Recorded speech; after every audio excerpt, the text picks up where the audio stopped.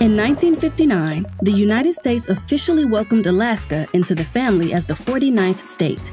But did you know that 100 years earlier, Alaska was actually part of Russian America? That's right, one of the United States' greatest global rivals once owned part of North America itself. The story starts back in 1725, when Russian Tsar Peter the Great sent Navy officer Vitus Bering to explore the lands east of Russia. On July 16th, he set eyes on the coast of Alaska. And in the decades that followed, Russian traders colonized parts of Alaska, Western Canada, even California, trading materials like furs and timber with the locals.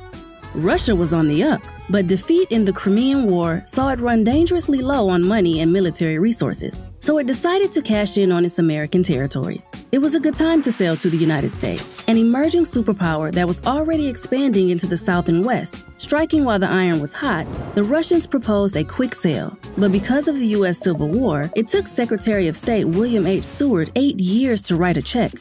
In the sum of $7.2 million, a bargain at about 2 cents per acre.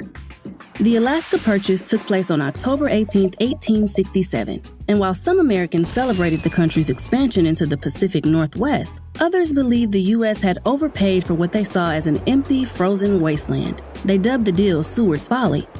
After the sale, most Russians returned to native soil. As for the Native Americans, well, many refused to recognize the transfer of ownership. It would take decades for the U.S. to acknowledge their tribal claims to the land. How might Russian and U.S. relations be different today if Russia still owned parts of Alaska?